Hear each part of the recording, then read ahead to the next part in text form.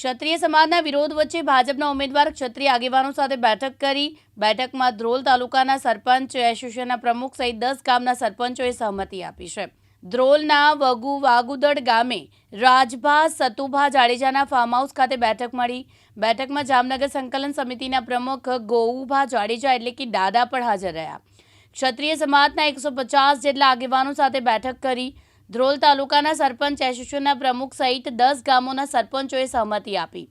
બેઠકમાં ભાજપ સામે રોષ પણ કોંગ્રેસને મત નહીં આપે તેવું નક્કી કરાયું। ભારતીય જનતા પાર્ટી સામે જ પ્રદર્શિત કરશું અને એમાં કોઈ પણ જાતના વર્ગ વિગ્રહ વગર, સંઘર્ષ વગર આખી મતદાનની પ્રક્રિયા આગળ વધારવામાં આવશે। ત્યારે મોટા વાગોદર ગામ ખાતે અને આ તમામ સરપંચો જે ગામોનો મેં ઉલ્લેખ કર્યો એ તમામે આ વાત અહીંયા સ્વીકારી છે ને એ પ્રકારે એમના ગામોમાં આ વાત અનુસરાય એ પ્રકારની આખી વ્યવસ્થા તેઓ ઊભી કરશે। એ પણ અહીંયા એક વચન અમે બધાએ અહીં ચર્ચા કરીને એમને આપ્યું છે કે શાંતિપૂર્ણ રીતે આ બધા ગામોમાં મતદાન થાય એ પ્રકારની વ્યવસ્થા ઊભી કરવામાં આવશે।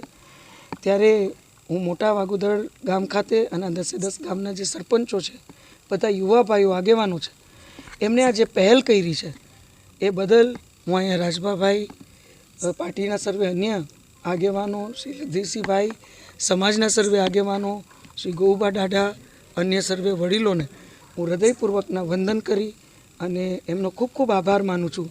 સમગ્ર ગુજરાતમાં મને લાગે છે કે આ પહેલી પહેલ છે, તો આ મંચના માધ્યમથી પણ આજે જ્યારે અમે બધા મોટા વાગોદર ગામ ખાતે હોય ત્યારે હું આપ સૌને અપીલ કરું છું, સમગ્ર ક્ષત્રિય સમાજને, હાલારના ક્ષત્રિય સમાજને, મારા પરિવારને અપીલ કરું છું કે આપણે સૌ આ પ્રકારનું વાતાવરણ જે એક પરિવાર ભાવથી આપણે હંમેશા રહેતા એવા જ એ જ રીતે રહી અને શાંતિપૂર્વક, અને હું એવું બહુ સ્પષ્ટ રીતે માનું છું કે તમે આજ ભારતીય જનતા પાર્ટીથી જો નારાજ હશો તો મને ખાતરી છે કે તમે એનું સીધું સમર્થન કોંગ્રેસ પાર્ટીને ક્યારેય નહીં આપો।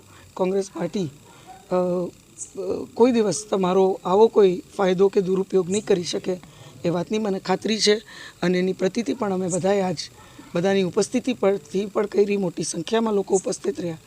ત્યારે હું ખાસ બધાને આહ્વાન કરું છું, સમગ્ર પરિવારને, કે એક બેન તરીકે, એક દીકરી તરીકે કે એક શાંતિપૂર્ણ વાતાવરણમાં આપણે સૌ સમરસ રીતે ફરીથી એક વખત રાષ્ટ્રવાદ અને મજબૂત રાષ્ટ્રના નિર્માણ માટે ક્યાંક આખી આ લોકશાહીની પ્રક્રિયામાં આપણે બધા ભાગરૂપ રહી અને એક મોટા પરિવાર રૂપે જો આપણે આ ચૂંટણી લડશું તો એનો આનંદ અને ઉત્સાહ જ અલગ હશે, એની નોંધ પણ અલગ હશે।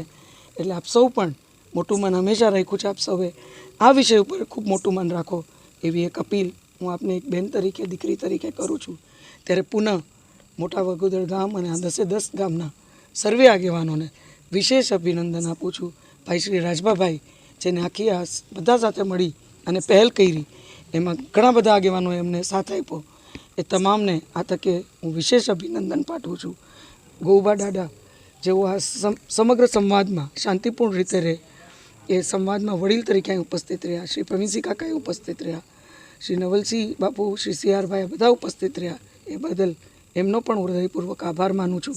અને આ જ વાત, આ જ શાંતિ સંવાદ આપણે સૌ સાથે મળી અને સમગ્ર હાલારમાં અને ગુજરાતમાં એક પરિવારની જેમ આગળ વધારી એવી હૃદયપૂર્વકની આપ સૌને અપીલ કરું છું। જય માતાજી, જય દ્વારકાધીશ।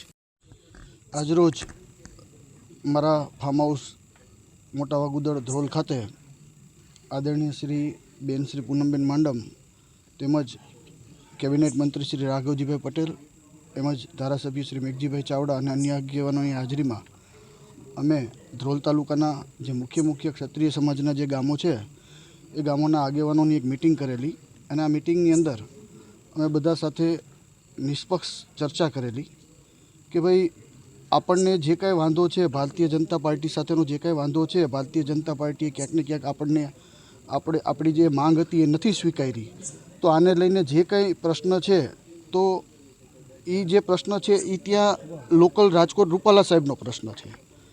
અહીંયા જ્યારે જામનગરની પરિસ્થિતિ છે તો જામનગરમાં એ પ્રશ્ન રહેતો નથી, અને તેમ છતાં પણ જો કદાચ એ પ્રશ્ન હોય તો એનો મતલબ એવો નથી કે આપણને કોઈ ઘોડો ન ગમતો હોય તો આપણે કોઈ ગધેડાને મત આપીએ।